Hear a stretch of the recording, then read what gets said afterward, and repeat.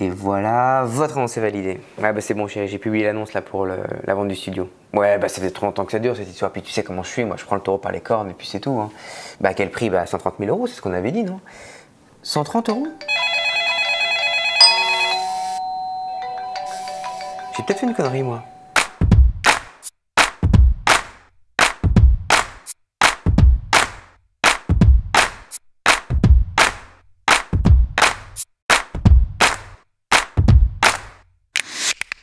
Quand vous mettez une annonce sur PAP, bon bah vous décrivez le logement que vous voulez vendre, mettez un texte, des photos, éventuellement une visite virtuelle, et puis vous indiquez un prix de vente. Alors que se passe-t-il si vous vous plantez sur le prix de vente? Ben moi j'ai pris la moyenne de mon quartier, j'ai ajouté 20% parce que franchement mon appart il est canon, hein, et je dis pas ça parce que c'est moi qui ai fait la déco. Bon j'ai dépensé sans compter.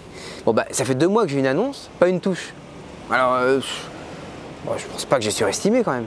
Bah oui, c'est vrai que quand il n'y a pas de contact, c'est souvent un problème de prix de vente. Alors pour en avoir le cœur net, quand vous passez chez nous, on vous indique tous les jours le nombre de personnes qui ont vu votre annonce, qui ont cliqué dessus et qui sont intéressées. Bon, regardez dans cet exemple là, il y a 1282 personnes qui ont vu l'annonce. Donc il y a un marché, il y a des acquéreurs, mais il y a 0 contact. Donc là, on vous recommande de contacter l'un de nos conseillers immobiliers pour vérifier l'annonce, car il y a un problème. Et c'est vrai que bah, souvent le problème, c'est le prix. Hein.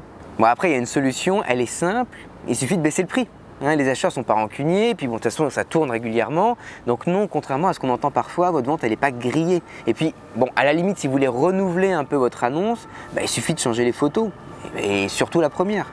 Et quand vous baissez votre prix, nous on renvoie votre annonce en alerte mail à tout le monde. Alors si vous avez changé la première photo, là les acheteurs ont vraiment l'impression que c'est un nouveau bien. Bon, moi c'est tout l'inverse. Moi j'ai pris mon prix d'achat il y a 10 ans, j'ai ajouté 5% en disant ça va faire la sauce et puis zou. Je suis submergé par les demandes. Bah tiens encore un. Oh non mais je pensais vraiment pas que ça allait augmenter autant que ça les prix. Hein. Bah oui, ça arrive aussi de sous-estimer la valeur de son bien et en général on s'en rend compte parce qu'on a beaucoup de contacts, limite un peu trop. Regardez cette annonce, en quelques jours, il y a 3 fois moins de personnes qui l'ont vue que celle de tout à l'heure, mais elle a déjà 15 contacts. Ça c'est probablement le signe que vous pourriez monter un peu votre prix de vente, mais là vous risquez d'être confronté à ça. Ah, je suis très déçu par cette histoire, tu sais. Mais si tu dis que tu vends à 130, tu dois me vendre à 130. Tu comprends ça hein?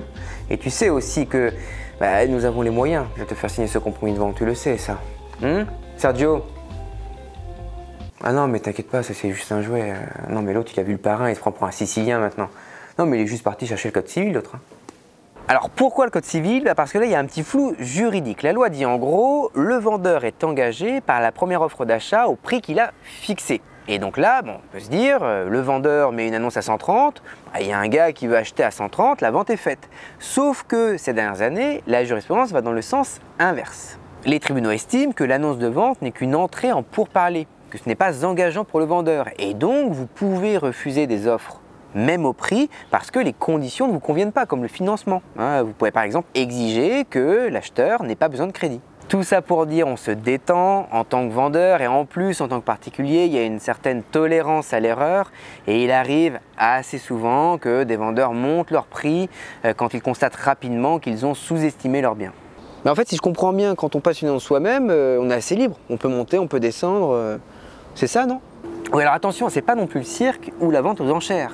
Hein, si vous voulez faire les choses proprement, c'est mieux de cibler directement le bon prix de vente. Vous gagnerez du temps, vous serez mieux préparé et vous serez plus serein. Dans notre offre de coaching immobilier, on est avec vous pour préparer votre vente. Alors, on prend des photos, on réalise une visite virtuelle et puis on vous fournit un avis de valeur écrit et réalisé par un expert en estimation immobilière. Il aura étudié le marché, identifié les ventes analogues et puis analysé votre bien pour trouver ses points forts et ses points faibles. Du coup, vous aurez non seulement une idée précise du prix de vente, mais en plus vous saurez comment on l'a calculé. Et du coup, vous pourrez plus facilement le défendre. Voilà, ça c'est une stratégie propre. Stratégie propre? Ça veut dire qu'il y a une stratégie sale. Ça m'intéresse. Il y a une stratégie qu'on peut qualifier de test and learn ou du ballon d'essai. Ça correspond à notre offre tester votre annonce gratuitement. Alors vous testez votre annonce avec un prix.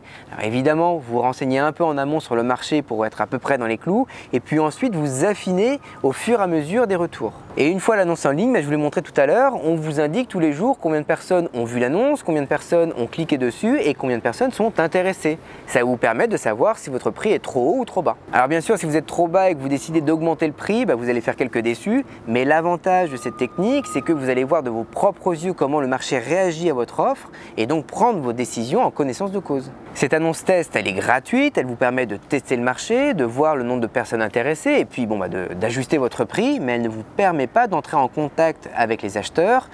Pour ça, il faudra prendre une vraie annonce. Et voilà pour cette vidéo. Alors vous l'avez compris, le mieux c'est de faire une évaluation sérieuse de son bien avant de passer son annonce, mais en cas d'erreur, il est toujours possible d'ajuster son prix. Je vous invite à voir toutes nos autres vidéos sur la vente immobilière et puis à vous abonner à notre chaîne YouTube. À bientôt!